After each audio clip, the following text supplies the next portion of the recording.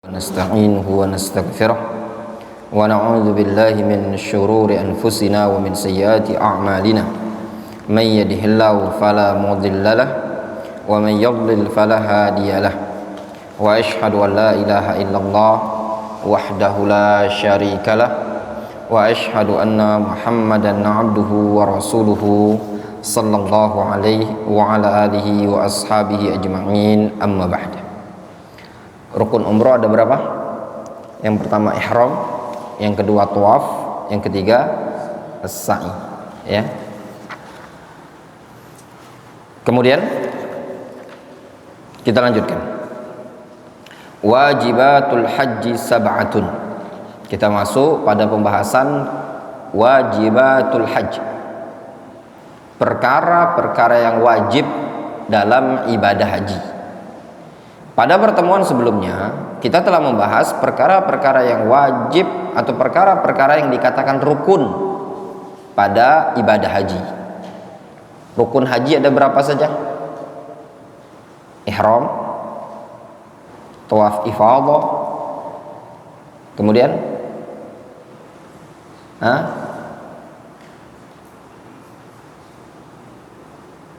wukuf di Arafah atau ihram, wukuf di Arafah, tawaf ifadah, dan sa'i. Kalau rukun umroh ada 3. Jadi kalau rukun haji ada 4. Ihram, kemudian wukuf di Arafah tanggal 9, kemudian tawaf ifadah tanggal 10 Dzulhijjah, dan sa'i. Jelas? Adapun rukun umroh ada 3. Ihram, tawaf, ya, tawaf, kemudian sa'i. Tawaf itu ya ikhwan, kalau mau diklasifikasi penamaan tawaf, tawaf itu adalah tindakan seseorang memutari Ka'bah, dimulai dari Hajar Aswad dan berakhir ke Hajar Aswad. Itu namanya tawaf.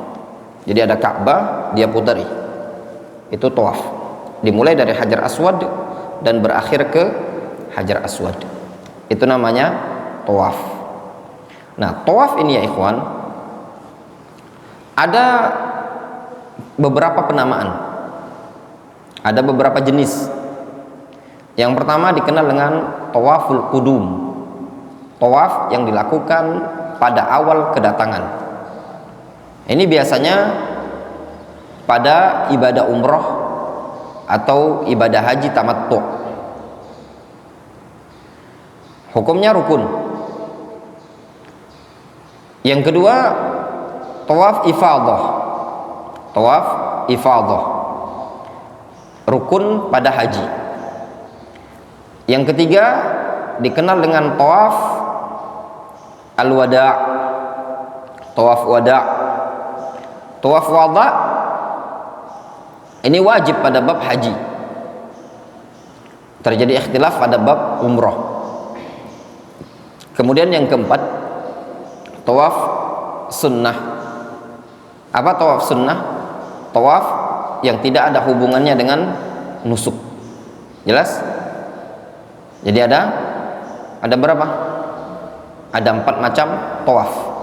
Ada tawaf kudum, tawaf yang dilakukan pada awal kali kedatangan.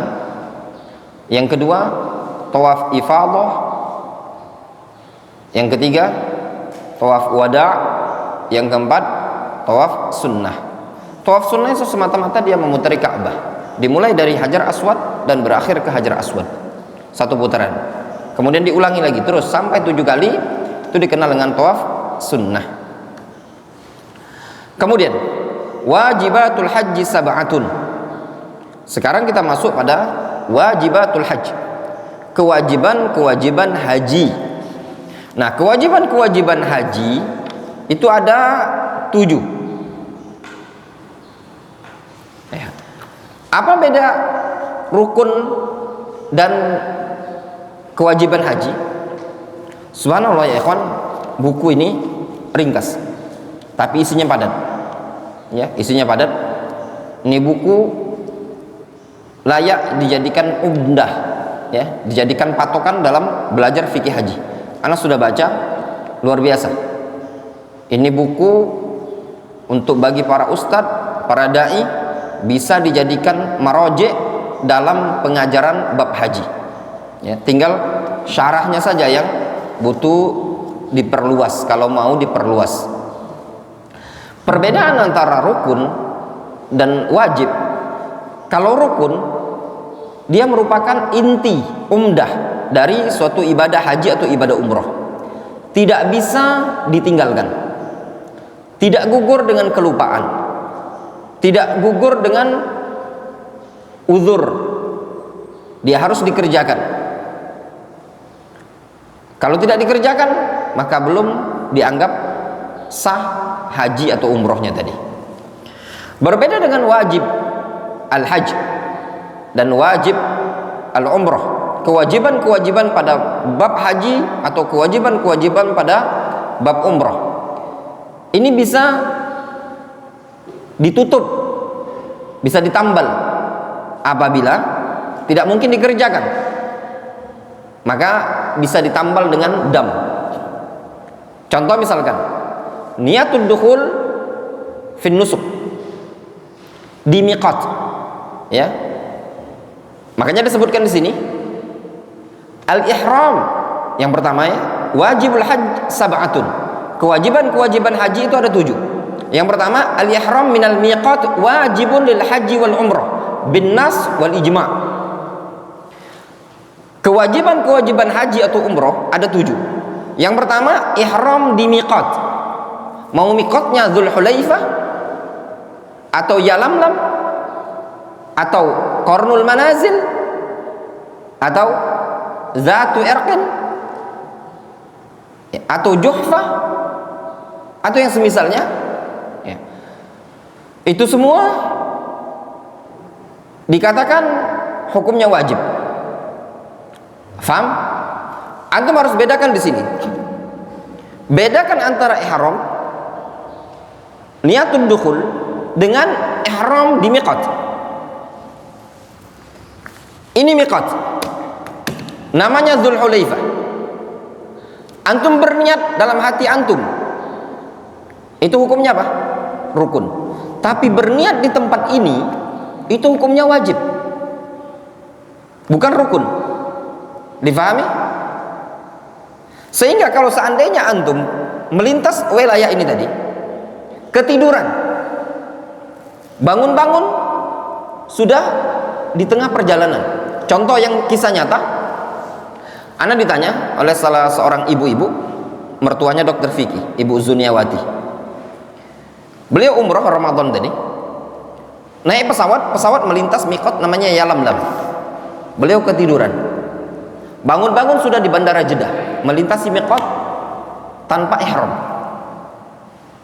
Beliau tanya, sampai Mekah beliau tanya, Ustaz, gimana saya ini tadi? Ana bilang, dia bayar dam. Bu, bayar dam. Kenapa bayar dam? Karena ibu meninggalkan sesuatu yang wajib. Apa yang wajib? Al-ihram fil miqat. Berniat di tempat miqat. Dia sudah melintas miqat, baru berniat di bandara Jeddah. Bandara Jeddah bukanlah miqat. Bandara Jeddah bukanlah miqat. Hadza huwa ar-rajih. Barang siapa yang mengajak para jamaahnya untuk berniat di bandara Jeddah, sebagaimana yang dilakukan oleh sebagian pembimbing umroh atau pembimbing haji, maka mereka yang nanggungnya. Alaihi mas'uliyah, ya, mereka yang tanggung jawab. Apa ada, Ustaz? Ada, ya, ada kok. Karena kan ikut pelatihan. Memang di Indonesia ada fatwa bahwasanya ihramnya boleh di bandara Jeddah, ya, itu disampaikan sama waktu anak ikut pelatihan, seperti itu disebutkan. Jadi jamaah umroh itu, jamaah haji, ihramnya di bandara Jeddah. Makanya penting antum, ya, seperti itu, penting belajar. Al-ihram minal miqat wajibun lil haji wal umrah bin nas wal ijma'. Amman nas fa liqaulihi sallallahu alaihi wasallam hina waqatal mawaqit. Adapun dalil disebutkan dalam hadis ketika Rasul menetapkan miqat, fahunna lahunna, itu miqat bagi tempat-tempat tadi. Waliman ata alaihinna min ghairi ahlihinna liman kana yuridul hajja wal umrah. Dan juga bagi orang-orang yang melintas di tempat tersebut meskipun bukan penduduk tadi, bagi orang yang ingin haji atau umrah. Faman kana dunahunna famuhalluhu min ahlihi. Siapa yang bukan berada di tempat tersebut, maka tempat melintasnya, miqatnya adalah di tempatnya dia. Wa kadza hatta ahlu Makkah yuhilluna minha. Demikian juga penduduk Mekah berihlal di tempatnya dia di Mekah. Rawahul Bukhari wa lafdhu lahu wa Muslim an Ibnu Abbas. Wa amal ijma' ala wujubil ihram minal miqat liman marra minhu qasidan nusukal haji awil umrati faqad naqalahu ghairu wahidin min ahli ilmi minhum an-Nawawi wa Az-Zailai wa Ibnu Battal wa Ibnu Battal wa Ibnu al-Arabi wal Utsmani wa Syarbini rahmatullahi 'alal jami'. Lihat kata beliau, ini hadis sudah jelas ya, ihram di miqat hukumnya wajib ya. Kemudian dinukilkan ijma' tentang wajibnya berihram di miqat bagi orang yang melintasi miqat tersebut kalau ada tujuan niatnya untuk melaksanakan haji atau umroh. Itu dinukilkan oleh banyak para ulama, di antaranya Nawawi, Az-Zailai, Ibnu Battal, Ibnu al-Arabi, Utsmani, Syarbini dan yang semisalnya dan yang lainnya. Semoga Allah Subhanahu wa taala merahmati mereka. Tanbih, niatul dukhul fin nusuk wa fil ihram hadza huwa rukun. Lihat kata beliau, ada tanbih. Niat dukhul, niat untuk masuk dalam ibadah nusuknya dia dalam bab ihram ini adalah rukun. Jadi yang rukun itu adalah niatul dukhulnya. Wa ammal wajib fa huwa an tadkhula fin nusuk minal miqat. Adapun yang wajib itu adalah engkau masuk pada niat ihram, niat dukhulnya di miqat, itulah yang wajib. Faham? Nyambung? Ya? Jelas Wandi? Faham? Bedakan antara niat ihram dengan niat di miqat. Niat ihram itulah rukun. Niat di miqat itu hukumnya wajib. Wadih? Wa tanbih ya ikhwan, yang disebutkan oleh sebagian para ulama kita, diperbolehkan berniat qabla al-miqat bisa'at atau lahzah. Boleh berniat sebelum miqat beberapa saat, semenit, 2 menit, 3 menit.